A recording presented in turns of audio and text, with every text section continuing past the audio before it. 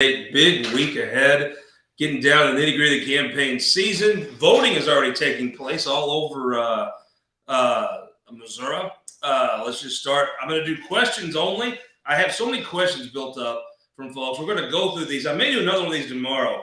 You deserve to have a live stream update from the hills, and I may give you one. But first of all, let's look here. Announcement. Oh, I got a question. What do I think about debates? It comes from Debbie in Wright City. Debbie in Wright City, I think debates are becoming a thing of the past. I personally respect it when candidates agree to debates. I saw you mentioned the Press Association debate for the U.S. Senate race. You know, to be honest with you, it's not televised. Not that many people see it. And here's the honest truth. I have a high regard for David Lee. If you ask me, what are some journalists that I get asked all the time, who are some journalists that you read? And I think probably give you a good shake. I think every journalist, I don't think there's a lot of folks that make up facts and lie. I just don't buy that. I do think you get a spin from a lot of folks. There's no unquestionable. David Lee's a pretty good journalist. I think David gives you good facts, but I also think he gives you a perspective that his attempt is to be very fair.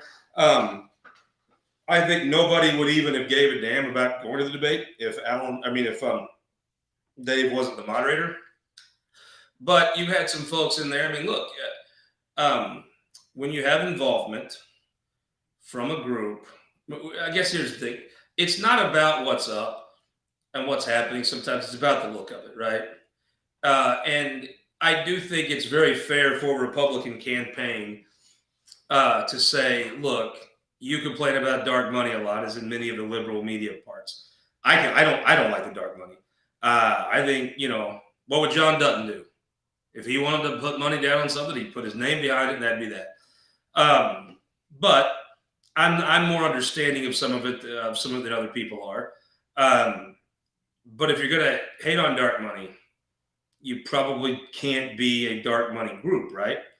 And if you're going to complain about it, you can't and just openly take money from liberal causes to put out a message that may be well written and sourced, but no one's mistaking it for too conservative, right? I understand where some of the concerns with the independent are. I think I read several of their stories, frankly, but I know. I mean, I'm not a fool. I know what I'm reading. I don't think that disqualifies it. There's a couple people. There's a thing called Mo Rhino Watch. They put out some news. It's fine news. It's their opinion. Now, I'm not a fool. I'm pretty confident that they have a perspective, right? You could probably tell who maybe is helping them a little bit with some stuff, but I don't know that. But still, it wouldn't surprise me. But if they're a legitimate news source, absolutely. Take it. I believe you need 2 or 3 news sources on anything to really get a full perspective. Because the independent got a perspective? Of course it does. Do you pretty well know who's funding that? Yeah. Do they probably get their money's worth? Probably. Does that mean it's not news? No, it absolutely is news. So but I can understand where a Republican campaign is like, whoa, you're going to bring in the people that are funding my opponent to help ask the questions. I see some of that. I don't think that's invalid. What I was surprised at with the Press Association debate was I'm surprised David Lee let him have an empty chair. I would not thought he would have done that. I think what you're seeing is Eric Schmidt. I got another question here for like 8 of these. I'll take Judy's from Festus. What's your U.S. Senate prediction? I say Schmidt by 10 plus. I put the over under at 10. I take the over. So the voters, this is my hillbilly opinion on media. All too often, the media writes for itself, not its customers. They don't even want to call you customers. They want to call you whatever, readers, viewers, but that's a customer. If you're watching this, you're a customer of mine. And I appreciate it. Thank you. And I don't forget you. And I know, you may not agree, but I'm going to tell you as straight as I can what I think is up. So the thing I would track with is they write for themselves a lot, not for what people want. And look, there's an old British press baron says you give the people what they want or what they need. It's a tough call.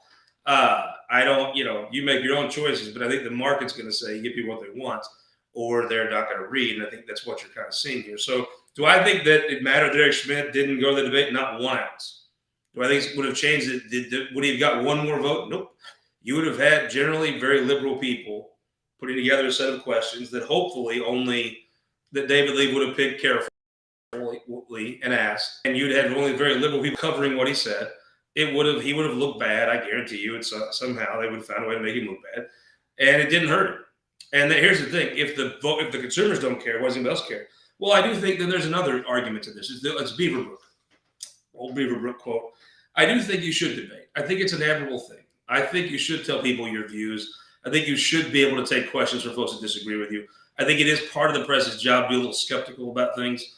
So here's the thing: in Missouri, in state government, only Republicans run things. So if you're going to be at all skeptical, it's going to come off as though you're against them. In the cities, they're ran by totally Democrats. So if you're skeptical of Kansas City government or St. Louis County government, you can come off as anti-Democrat because that's who runs it.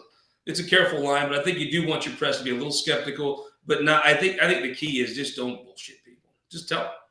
And I think that where the mainstream media messes up is they try to tell you that somehow, like Tony Messenger, very good journalist, I thought, got good sources, but we might have thought maybe when he was writing news articles, he might have been a skosh liberal biased. And now that he writes columns, no one's surprised by the columns. But I think overall the news would be better to just say what's up, say where they come from, and say this is our perspective, this is where we come from, and you can judge our news by that. And I think what you'd find is instead of people saying, "Oh, they're just biased," they didn't think you're honest. I think news business would benefit. So will that matter? No, but I do have an announcement to make. Next week in Warrensburg, we're going to have a debate for the auditor's race, and I have a high regard for folks that are willing to come and do debates. Am I going to look? I try to tell you what it is. Let me take my stein of knowledge here. Yes, Scott Fitzpatrick's going to win that race by, I don't know, 30 points maybe. I'm not even sure. But maybe 30 points. So, but he's going to come. He's going to answer some questions, and some of them will be tougher. The thing about Fitzpatrick is he's got a brand. Right now, the brand for success is be the craziest you can be to win your primary.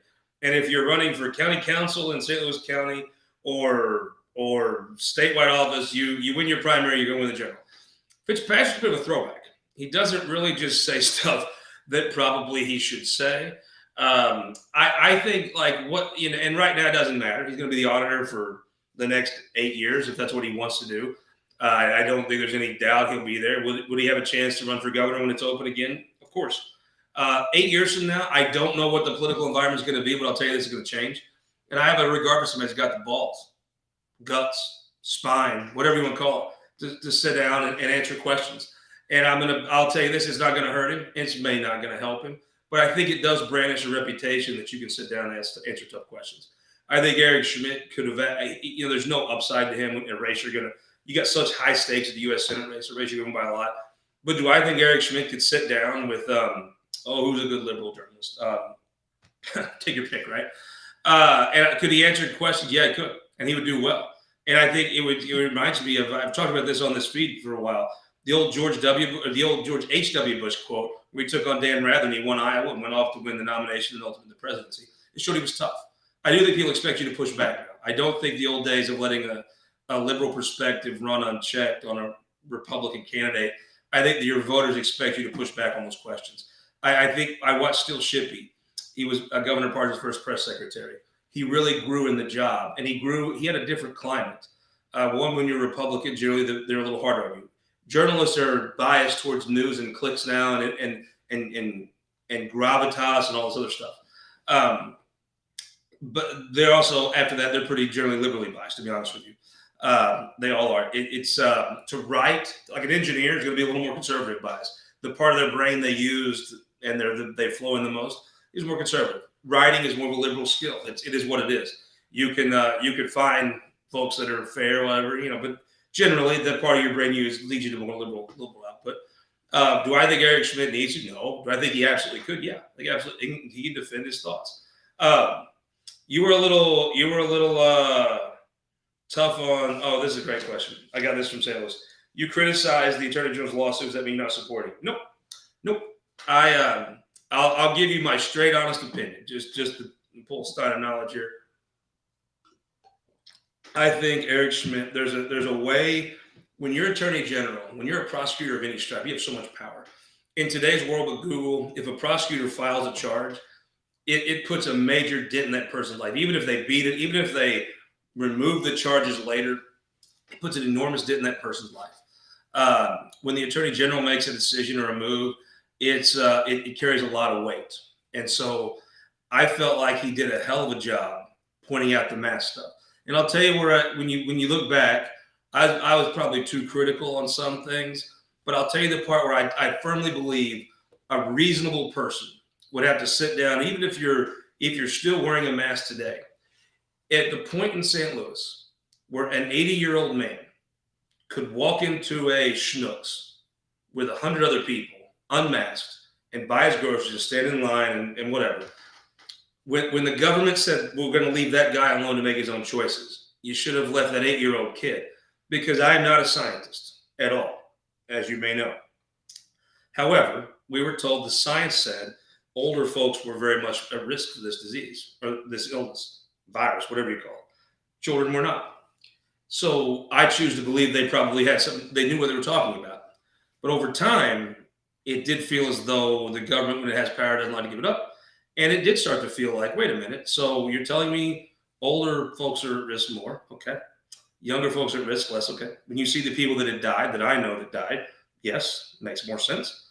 So at the point where you leave the old folks alone, you should leave the kids alone, right? So I think that's the part where people got mad and we're just done with it. And I thought Eric Schmidt sped up the saving of those kids in those schools. I supported him to the hilt. I think he met with the schools and said, if you don't not do this, we're going to sue you. And ultimately, there was a lawsuit brought. It was by Ben Brown, the new state senator. You see how popular that was. He went from political unknown to going to be a member of the Missouri State Senate in January. So long story short, the truth of the matter is this. It's that I thought he did a great job. I thought after the primary, I think there's a little bit of it that you're going to have to, the electorate wanted somebody who was just going to fight, and that's what they wanted. And so that's what they got. The electorate has a way of getting what they want. And if you look at the other person who was a fighter that had the brand that the public wanted, he would have been a terrible senator. Just would have been bad at it. Eric Schmidt, I firmly believe, will be a great senator, and I'll tell you why. He got along with his colleagues on both sides of the aisle in the state senate. Yes, he will do some things to get attention. He's a politician. He's a very good politician. He won the most competitive six-way primary, most competitive primary in the state since the 16 governor's primary by 20 points. It was an amazing feat. Nobody would have ever thought at any point, even 2 days before election day, he would have been at 45% in that race. It was a tremendous political feat. I think he will do some of that attention stuff. He will do some of the get on Fox News and say stuff that I believe he believes in at the core. Maybe the presentation methods are a little ostentatious for my taste, but that's politics, and that's what the public wants right now. So do I believe he'll also, on the things he did serious, like in the state senate, do I think he'll take very serious the bills he puts out? Do I think he'll take very serious returning your federal dollars back to you? Yes. Do I think he's the person who's most ultimately like Roy Blunt that you could have got? Yes. And I say that with the utmost respect. So yeah, I think he'd be a great U.S. senator. I think Mrs. Bush is a fine person. I think she's absolutely a fine person. I think if she went there, she would learn and she'd be fine and do well ultimately. I'd serve the state well. That's not the mood of the public. Part of it is you have a guy who's ran several times, very talented. I go back to it. You always get a better politician when they've served in local government. Roy Blunt served in Greene County Circuit Clerk. Eric Smith served in the City Council of Glendale. Hillary Truman served in Jackson County. I think we've been better served by politicians that have worked their way up the ranks and been affirmed by different levels of voters, different levels of contact. I think that's been a very healthy way to just like when you sign a ball player, you don't send him to majors, send him to AAA, AA, work his way through. I think that's very, very so. No, I absolutely support it. Do I think some of these lawsuits should have been quit after the primary? Yes, I do, and I've been vocal about that. Some of them were just stupid, and also I don't like seeing I like seeing the attorney general lose. So yeah, I think there was a time when this needed to wrap up, and I think hopefully that time is now, and it does. And I think whoever takes that office over will respectfully and quietly wrap up any of the loose ends. And then look, if you mask kids again, do I think Attorney General Garrison, Scharf, Limbaugh, Luke DeMeyer, Schaefer, Bell will come out and say, no, Hardwick? No, I think they will. Speaking of, that's a guy who's going to probably get some consideration. Bill Harbaugh, really solid guy, good guy, deserves the credit he gets for things. He's a really outstanding guy, up and coming. You're going to hear his name. This is not the last time you're going to hear Bill Harbaugh's name. Let's talk about. So we talked U.S. Senate. Pulsar -10. I'd take the over.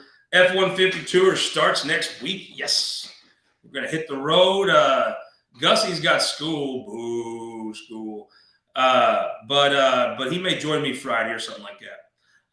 We're gonna hit the road. We're gonna stop at the competitive seats. I've still got to lock down where all those are. We'll see some of these house races. Of course, we're the 24th. Look, here's the thing. I am me. I am for Missouri. I'd probably put rural Missouri a little ahead, frankly. Somebody's got to be for rural Missouri besides Garrett Hall because he can't carry the load alone. St. Louis is an odd place. I feel like the caveman lawyer.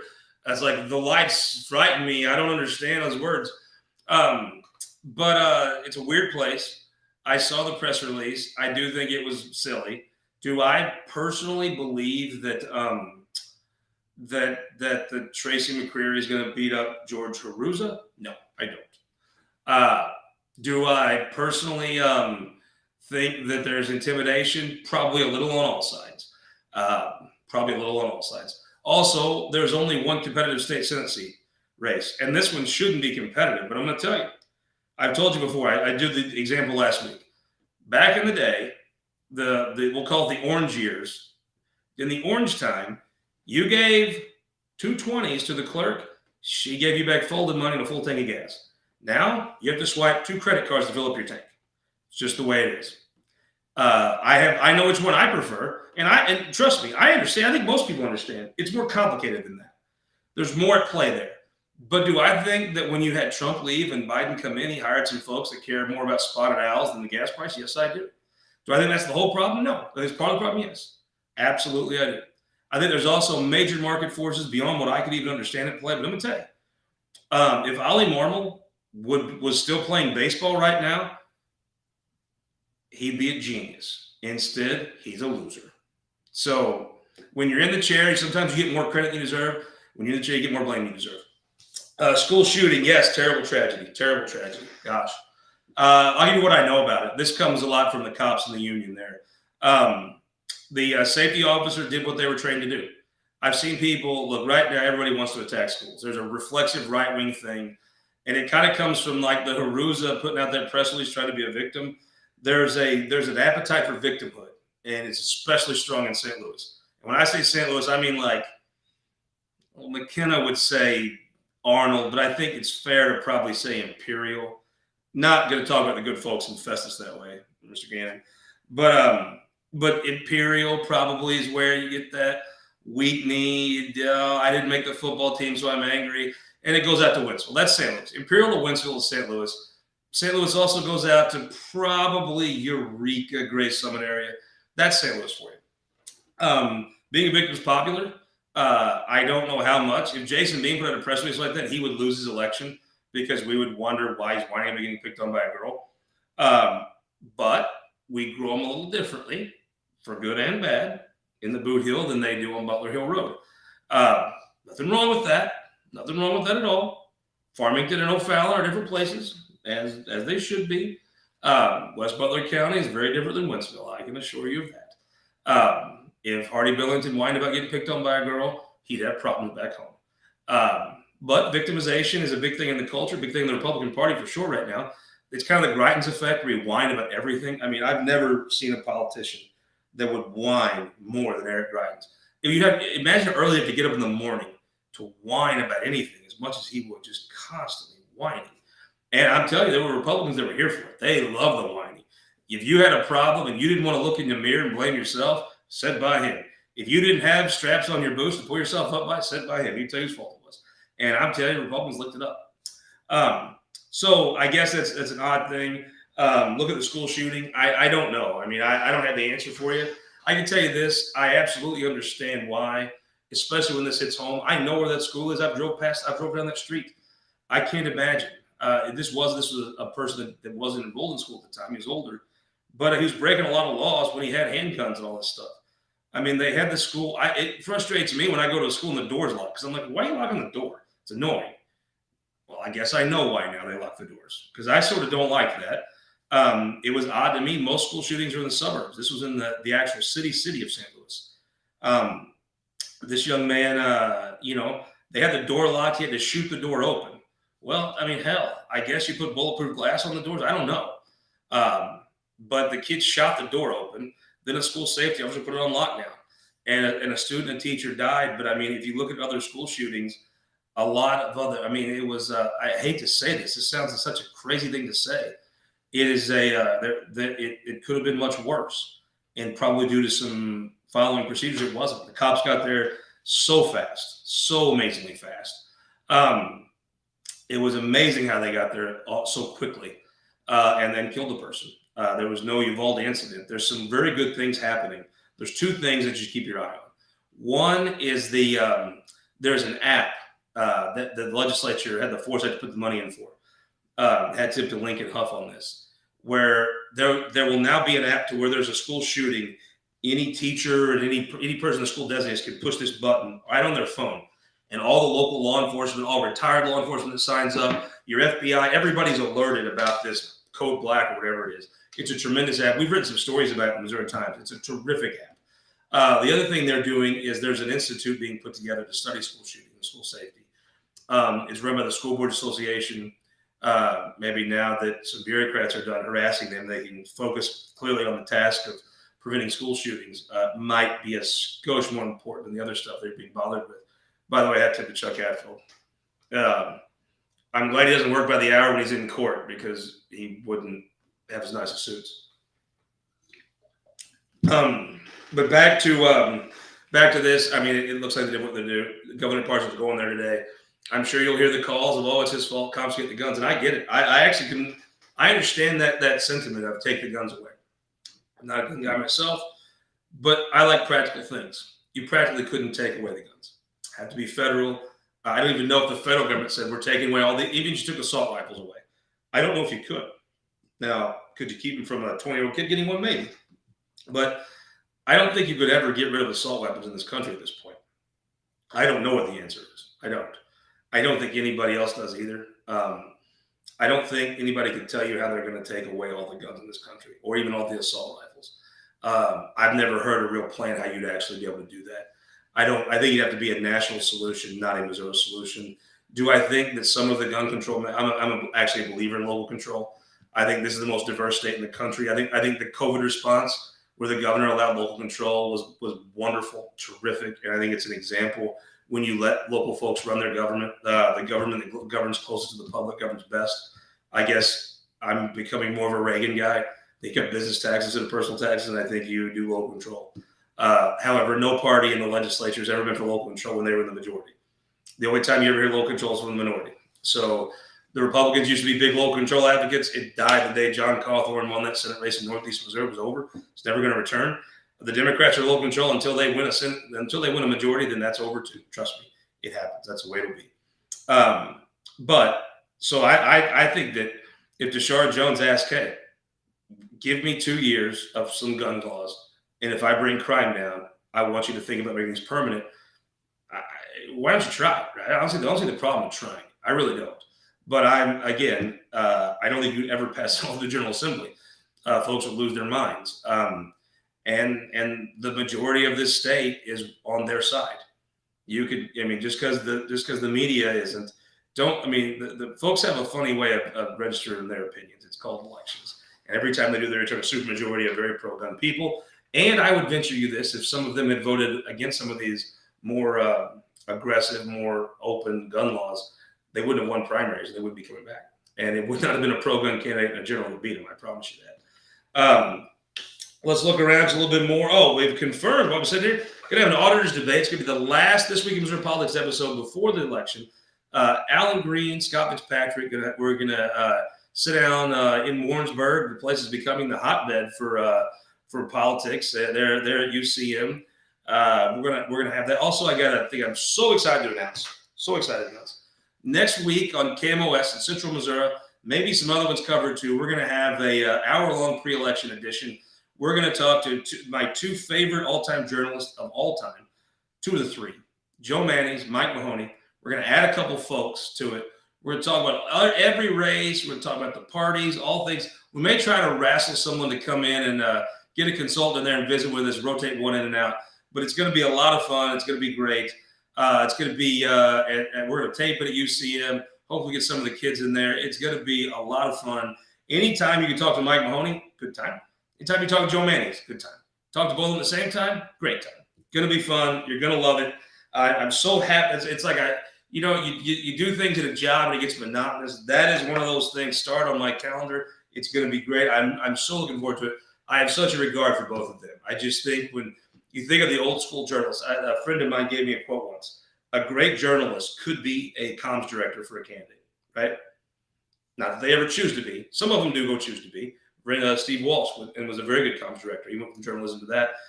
But the fact is, if you can go, you know the process so well, you could do either job, right? Like a lawyer knows his argument so well, he could argue either side of the case.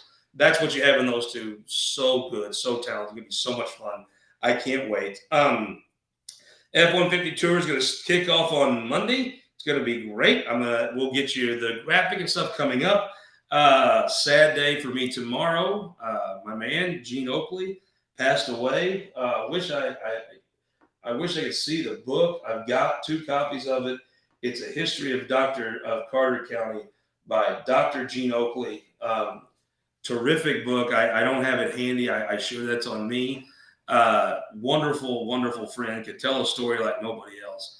I will miss my friend. If on the F-150 Tour, I know where you should stop. Courtyard by Marriott. You're coming to town. You're going to come into town. If you're new, you want to check out the place, see where you should live. If you're coming in just to kick the tires, then if you're coming in for pre-filing, Courtyard by Marriott's the place you want to be. If you're planning your session banquet, look, I know you probably have a place you've went to for 10 years. People don't tell you it sucks, but it sucks. They don't even know it sucks. So you go to the Courtyard by Marriott, call my friends. They'll take care of you. Call Ashford Randolph, make him get to work. Tell him that Faughn told you that my conference would be twice as good, but at the Courtyard by Marriott. They've got a fire pit. They've got, I'm telling you, anything you want. Technology, they've got 4 nerds that can do any computer thing. They could literally land Bill Gates' space jet on top of that place with the computer doors they have there. Trust me, whatever you've been doing your event at, it's not great. Go to Courtyard by Marriott. It's going to be outstanding. You're going to love it. Thank you to everybody. We'll see you Sunday on television with Governor Parson, and we'll see you every day next week for the F-150 campaign tour. See you then.